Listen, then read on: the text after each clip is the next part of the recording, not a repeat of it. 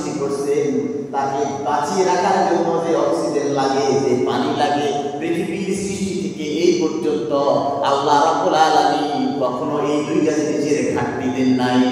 সুবহানাল্লাহ। পৃথিবীর শুরু থেকে এই পর্যন্ত অক্সিজেন 1 মিনিটের জন্য বন্ধ ছিল, কেউ বলতে পারবে না।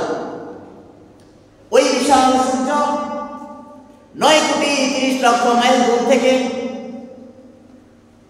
যেভাবে আমাদেরকে আলো দেয়, শীতকালে সে তার কক্ষপথ থেকে একটু সরে যাওয়ার কারণে যে ঠান্ডা লাগে, কিন্তু ওই সূর্যটা যদি তার অবস্থান থেকে আল্লাহ রাব্বুল আলামিন আরেকটু নিচে নামাইয়া দিত, পুরো পৃথিবীতে আগুন ধরে যেত। আবার যদি তার অবস্থান থেকে একটু উপরে উঠাইয়া নিত, পুরো পৃথিবী বরফে ছেয়ে যেত।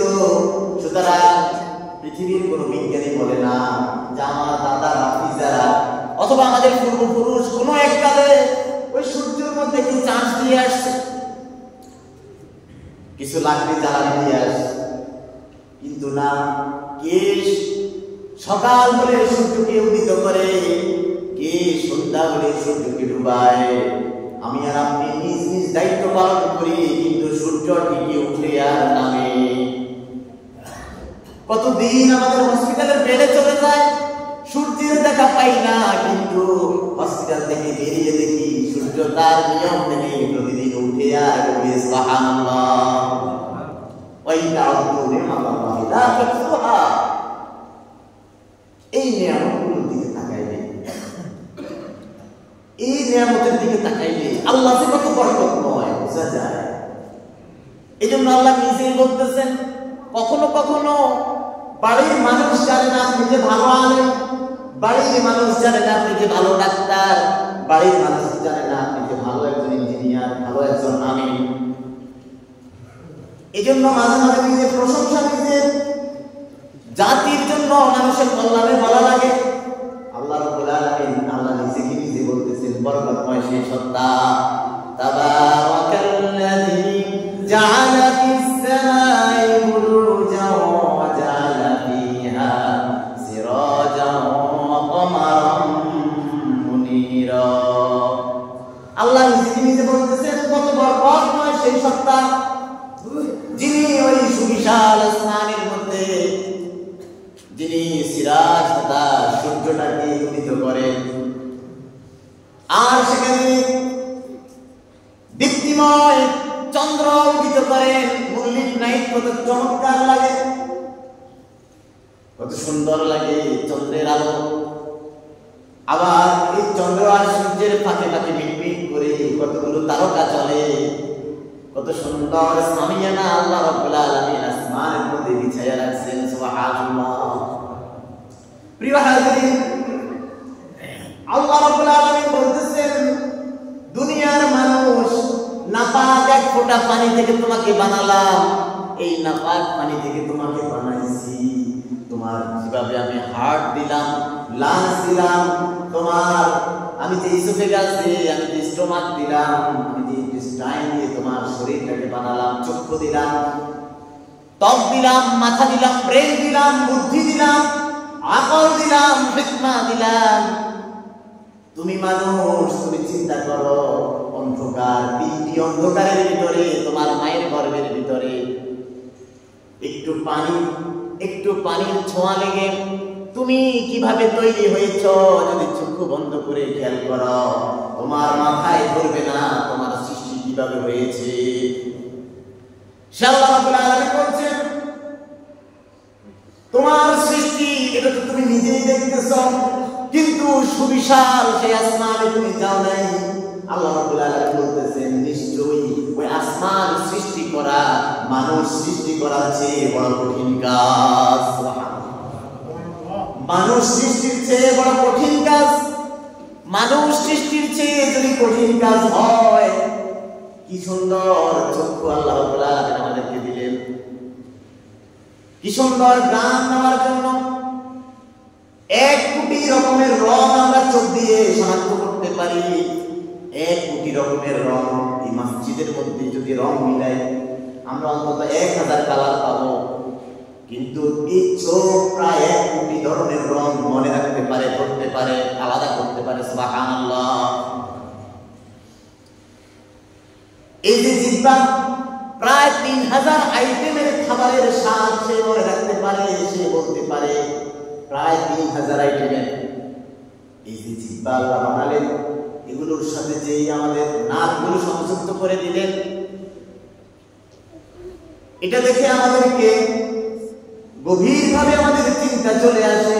আমাদের চিন্তা আল্লাহ রাব্বুল আলামিন বলতেছেন, বান্দা তোমাকে যেভাবে সৃষ্টি করা হলো, তোমার সৃষ্টির চেয়ে ওই বিশাল আসমান সৃষ্টি করা অনেক কঠিন কাজ। সুবহানাল্লাহ। টেলিস্কোপ দিয়ে বিজ্ঞানীরা আন্দাজে আন্দাজে কিছু কথা বলেন, কিন্তু বাস্তবে বিশাল আসমানে আল্লাহ রাব্বুল আলামিন কি রেখেছেন আল্লাহই ভালো জানেন। প্রিয় হাজিরিন, আমি আপনাদের খিদমতে পবিত্র কোরআনের 114টি সূরা থেকে 23 নম্বর সূরা, 114টি সূরা, এই 114টি সূরার মধ্যে 23 নম্বর সূরা সূরাতুল মুমিনুন। এই সূরার মধ্যে 118টি আয়াত আছে। এই 118টি আয়াতের মধ্য থেকে আমি আপনাদের খিদমতে 12, 13 এবং 14 নম্বর আয়াত, এই 3টি আয়াত তেলাওয়াত করেছি। আল্লাহ রাব্বুল আলামিন মাত্র 3টি আয়াত 6666 আয়াত, কোন কোন বর্ণনায় 6236 আয়াত, আমি ধরে নিলাম 6000 এর বেশি আয়াত থেকে মাত্র 3টি আয়াত। এই 3টি আয়াতের মধ্যে আল্লাহ রাব্বুল আলামিন মানুষ সৃষ্টির সুন্দর একটি ইতিহাস বর্ণনা করলেন, কিভাবে তিনি মানুষ সৃষ্টি করলেন। সূরাতুল মুমিনুন আল্লাহ রাব্বুল আলামিন বলছেন, ওয়ালাকাদ খালাকনাল ইনসানা মিন সুলালাতিন মিন তিন, নিশ্চয় আমি মানুষকে সৃষ্টি করেছি মাটির সারাংশ থেকে। অনেকে বলে মাটির তৈরি মানুষ, না না, মানুষ মাটির তৈরি না, মানুষ মাটির তৈরি না। আল্লাহ নিজে বলছেন যে আমি মাটির সারাংশ থেকে মানুষকে বানাইছি। তবে হ্যাঁ, আদম আলাইহিস সালামকে আল্লাহ মাটি দ্বারা তৈরি করছেন, আদম আলাইহিস সালামকে মাটি দ্বারা বানাইছেন। কিন্তু আদমের পরে পরবর্তীতে তার যে বংশধর আল্লাহ রাব্বুল আলামিন সৃষ্টি করলেন। সূরাতুন নিসা 4 নম্বর সূরার 1 নম্বর আয়াত, ইয়া আইয়ুহান নাসু তাকু রাব্বাকুমুল্লাযী খালাকাকুম মিন নাফসিন ওয়াহিদাতিন ওয়া খালাকা মিনহা যাওজাহা ওয়া বাসসা মিনহুমা রিজালান কাসীরান ওয়া নিসাআ ওয়াত্তাকুল্লাহাল্লাযী তাসাআলুনা বিহি ওয়াল আরহাম ইন্নাল্লাহা কানা আলাইকুম রাকীবা। এত আল্লাহ বলছেন, এক বংশ থেকে তোমাদেরকে বানালাম, এরপরে তোমাদের বংশ আমি ছড়িয়ে দিলাম। তো মানুষ মাটির নির্যাস কিভাবে হলো? মানুষ মাটির নির্যাস, অর্থাৎ মানুষ মাটি থেকে উৎপন্ন হওয়া ফল ফলাদি, মাটি থেকে উৎপন্ন হওয়া শাকসবজি, মাটি থেকে উৎপন্ন হওয়া খাবারগুলো মানুষ খায়। আর ওই খাবারগুলো খাওয়ার পরে ওই মাটির নির্যাসটা মানুষের দেহে যায়, বল হয়, শক্তি হয়। ওই শক্তিটা কাজে লাগায় এক সময় প্রাপ্তবয়স্ক হলে মানুষের শরীরে আল্লাহ রাব্বুল আলামিন স্পার্ম দিয়া দেন, ডিম্বাণু দিয়া দেন। নারীদের ভিতরে ডিম্বাণু আসে, পুরুষের ভিতরে শুক্রাণু আসে। একটি নির্দিষ্ট এইজের মধ্যে যখন চলে যায়, প্রিয় হাজিরিন,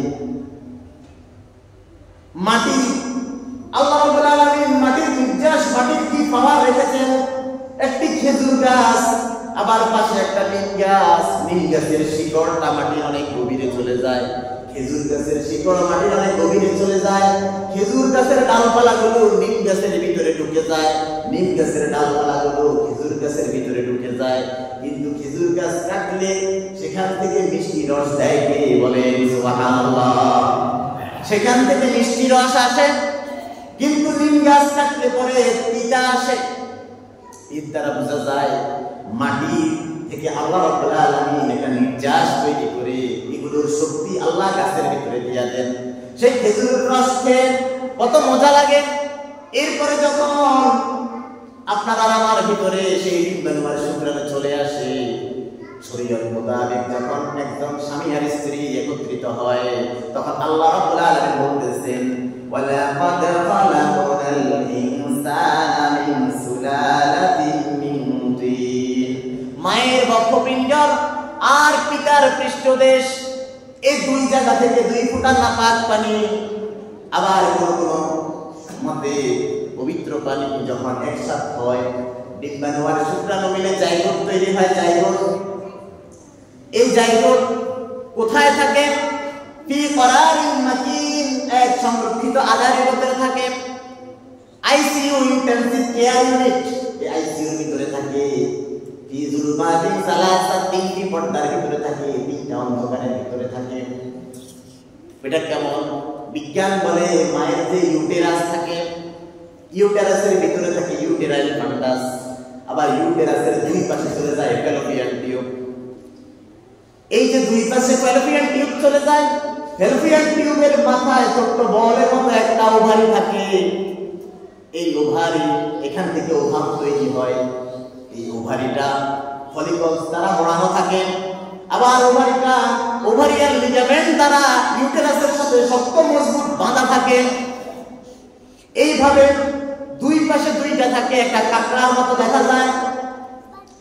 প্রথম মাসে ডান পাশ থেকে যদি ডিম্বাণুগুলো বের হয়, দ্বিতীয় মাসে বাম পাশ থেকে ডিম্বাণুগুলো বের হয়, তৃতীয় মাসে ডান পাশ থেকে, আবার চতুর্থ মাসে বাম পাশে। এইভাবে এক মাস ডান দিক থেকে, 1 মাস বাম দিক থেকে। এজন্য কখনো কখনো কোনো আমাদের মা বোনদের 1 মাস ঋতুস্রাব বন্ধ থাকে, 1 মাস যদি ভালো থাকে, বুঝা যায় তার 1 পাশেরটা খারাপ, আরেক পাশেরটা ভালো। এজন্য 1 মাস অন্তর অন্তর হয়, ডান পাশেরটা কাজ করে না। এখন এই ঋতুস্রাবটা কি জিনিস? এই যে তার ভিতরে সন্তান ধারণ করার মতো একটা পানি চলে আসে, এই যে ডিম্বাণুগুলো আসে, এই ডিম্বাণুগুলো শুক্রাণুর লাগর না পাওয়ার কারণে, নাগাল না পাওয়ার কারণে এগুলো ভিতরে নষ্ট হয়ে যায়। নষ্ট হওয়ার পরে মাসের একটা নির্দিষ্ট টাইমে সেই নষ্ট ডিম্বাণুগুলো একটা নির্দিষ্ট পথ দিয়ে বেরিয়ে চলে আসে। সুবহানাল্লাহ। একটা নির্দিষ্ট সময় এগুলো নষ্ট হয়ে বেরিয়ে চলে আসে। এটাই হচ্ছে menstrual cycle. Unfertilised ovum mixed with deciduous vaginas, unfertilised, যেগুলো শুক্রাণুর নাগাল পেল না, এগুলো নষ্ট হয়ে বেরিয়ে আসা, এটাই হলো মাসিক বা ঋতুস্রাব। প্রিয় হাজিরিন, এখন যদি এই ওভারির ভিতরে ওভাম চলে আসে, আর ওভামটা যদি স্পার্মের নাগাল পেয়ে যায়, তখন একটার সাথে একটা লেগে জাইগোট তৈরি হয়। আল্লাহ রাব্বুল আলামিন বলতেছেন, এরপরে আমার কাজ হলো সুম্মা জাআলনাহু নুতফাতান ফি করারিন মাকিন। আল্লাহ অন্য জায়গায় বলছেন সুম্মা খালাকনাল নুতফাতা, কিন্তু এখানে বলছেন জাআলনা, মানে আল্লাহ একদম নির্দিষ্ট একটা জায়গা তার কুদরতি হাত দ্বারা ফেরেশতাদের মাধ্যমে একটা নির্দিষ্ট জায়গায় এটাকে বসাইয়া দেন। সুবহানাল্লাহ। এখন আল্লাহ বলছেন সুম্মা খালাকনান নুতফাতা আলাকাতান ফাখালাকনাল আলাকাতা মুদগাতান ফাখালাকনাল মুদগাতা ইযামান ফাকাসাওনাল ইযামা লাহমা। অতঃপর আমি এই নুতফাটাকে আলাকা বানাই, অর্থাৎ রক্তপিণ্ড তৈরি করে ফেলি। এই নুতফাটাকে, প্রিয় হাজিরিন, পুরুষের এই স্পার্মের শক্তি কত?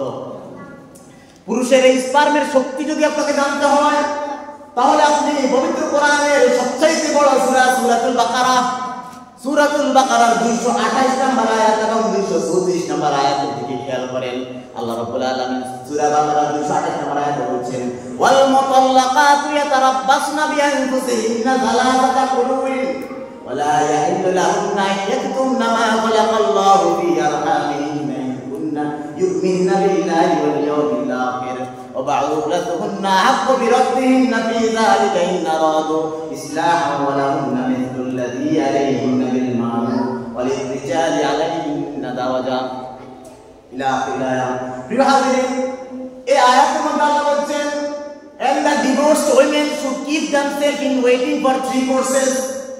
একজন ডিভোর্সি মহিলা তাকে 3 মাস পর্যন্ত, 3 হাইজ পর্যন্ত, 3 মাসিক পর্যন্ত দূরে রাখতে হয় বিবাহ থেকে।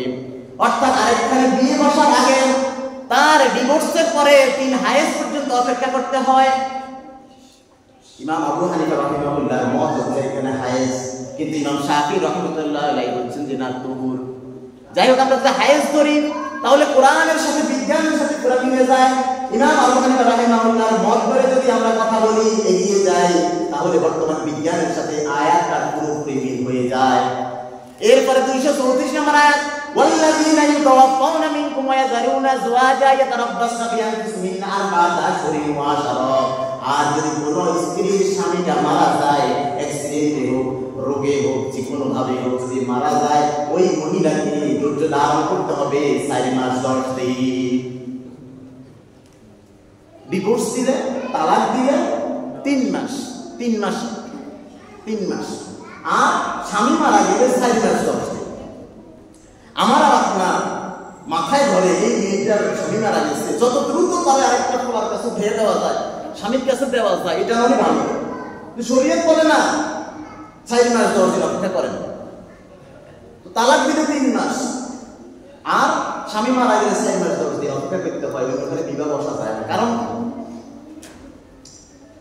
মনে হয় যেন মুহাম্মদ সাল্লাল্লাহু আলাইহি ওয়াসাল্লাম কোন বড় কথা বলে নারীদের উপর জুলুম করে গেছে, এমন মনে হয় না? না প্রিয় হাজির, বর্তমান বিজ্ঞান প্রমাণ করেছে আরেকজন পুরুষের সাথে, অর্থাৎ তার স্বামীর সাথে থাকার কারণে এই মহিলার ভিতরে যেই প্রোটিনগুলো জন্ম হয়, যে প্রোটিনটা থাকে অন্য পুরুষের প্রোটিন ওই মহিলার ভিতরে থাকে। সংক্ষেপে বলছি, আরেকজন অর্থাৎ স্বামীর প্রোটিনগুলো তার শরীর থেকে পুরোপুরি বেরিয়ে যাইতে সময় লাগে 3 মাস।